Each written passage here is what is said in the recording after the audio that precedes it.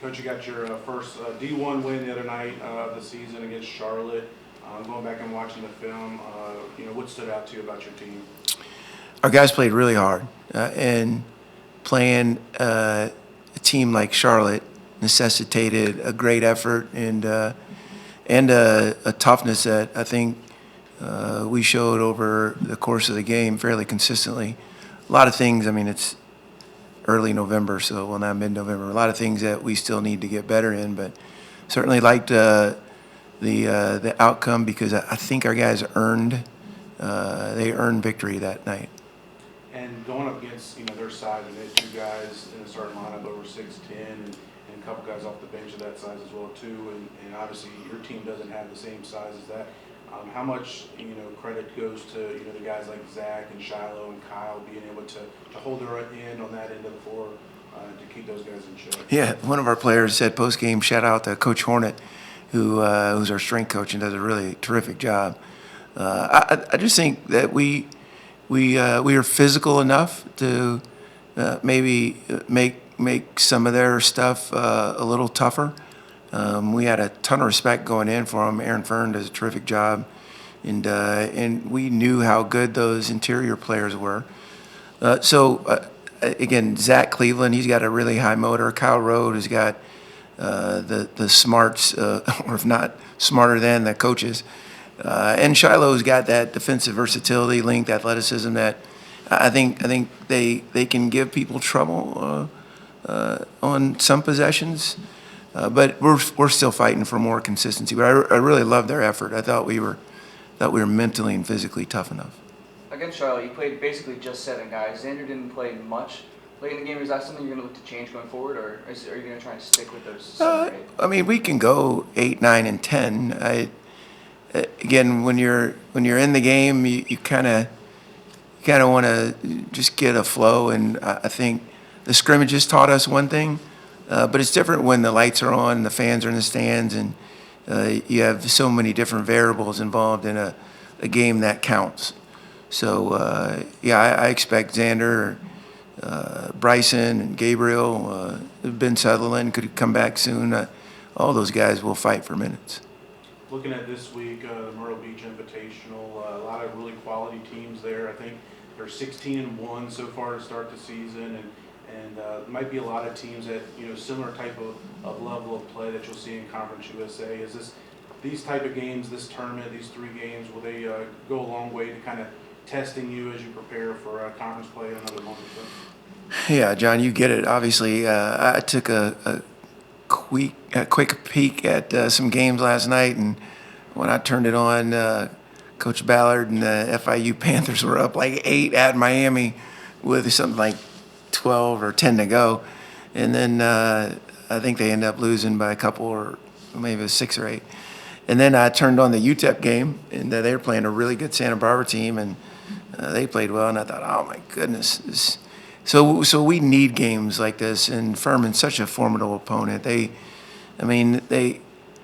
think I read somewhere that they've been in the top 100 in the Ken Palm every year. Coach Ritchie's been there, and obviously they beat Virginia last year and gave San Diego State a battle.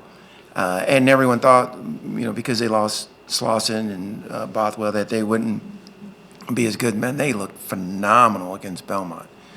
Pegues is a big-time guard. I think he's a conference preseason player of the year. That backcourt is legit. P.J. Smith can really play. Carter Witt, transfer from Wake, is a terrific player. We actually recruited Carter. And then they've got Foster. He doesn't get enough credit for how good he is. Huey, Garrett Heen, Molinar, Bowser, I think is how you pronounce it. Like they've got a squad. So we'll really be tested. But this is what you want. This is our lot. That whole Myrtle Beach tournament, we share something in common with regard to scheduling. It's really hard for us to get home games. So I think being able to play quality opponents on a neutral road or on a neutral floor or on the road only prepares your team for conference play. And every conference you reside in is really competitive. You mentioned how talented Furman is, especially their backcourt. Is that going to present a challenge for Colin and Caden especially, but your guards as a whole? Well, I mean, they're talented and they're incredibly well coached, so it presents a problem, yes.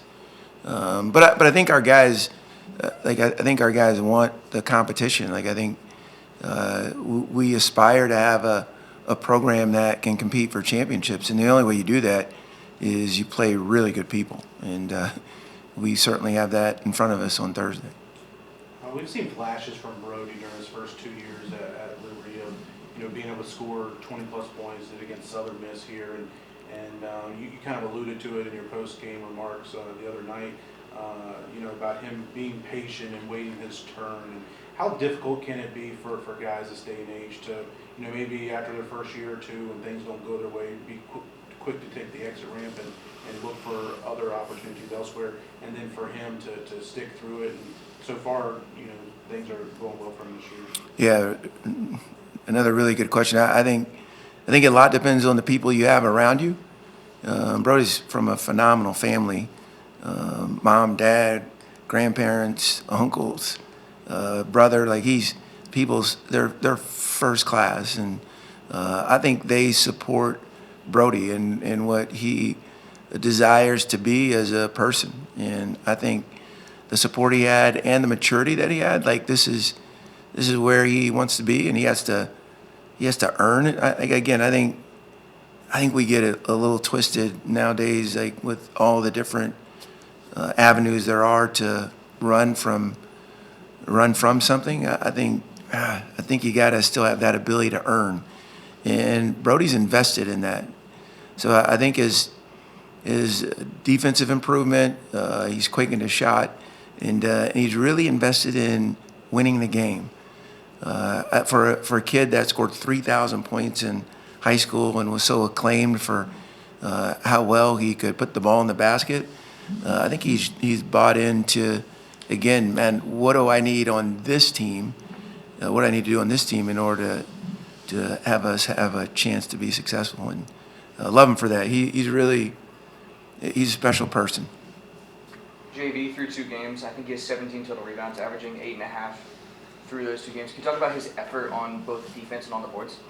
Yeah, Joseph doesn't get the credit he deserves. Neither does Shiloh. Those two, they mire in obscurity. They're unbelievably invested on the defensive end.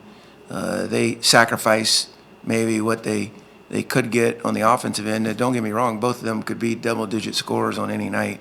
But they just kind of wait and see what the team needs, and they inject it in us. So again, we're still in progress. But Joseph Vincent is that dude he's irreplaceable now. There's not many like him. There's not many that care so much about the team and its success, and so little about, man, how much recognition do I get? But he's one of them. Any special events planned for the team in Myrtle Beach, going to the beach or anything like that? That's not my lane. That would be a question for Chelsea. I'm not sure, but I think our guys are looking forward to playing games.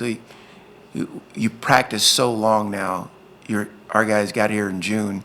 They left for a couple of weeks into the semester in late July, and then we started up again in early September. So you have all these practices and just a few games. I think our guys are looking forward to 3 games in 4 days, and again, I think it's a privilege to be in the ESPN tournaments. That you got to get invited to go to those, and really fortunate that the guys that are in our program and the guys that have gone before them have earned us an opportunity to be a part of a really competitive event.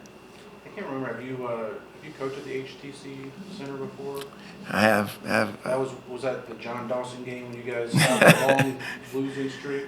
I think it was the John Dawson game. I can only remember the celebratory Krispy Kreme return visit that we had our first conference win, I think, in forever. And I may have been known. Well, you can probably tell I've partaken in a couple of Krispy Kremes in my day.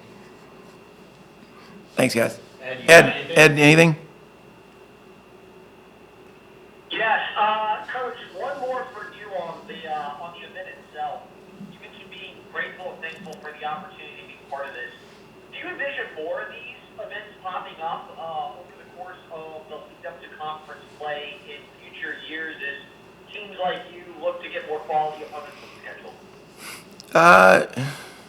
So I think the last 3 years, Ed, I can't remember what we played in. It was like the Rocket City something in the COVID year, and then we were in the NABC Hall of Fame Classic in Kansas City that year. The following year we were in the Diamond Head Classic, which is an ESPN event. Last year we were in Cancun for that event. This year the Diamond Head. So over the past 4 or 5 seasons, man, we've been really blessed to be able to challenge ourselves in these MTE events. So I hope it continues. We certainly we've already been invited next year to a couple of different ones. Haven't landed on something yet, and we have one pretty good offer in 26, I guess that would be. So I hope it continues, and I know it's good for our program, especially in preparation for what appears to be a really, really good Conference USA.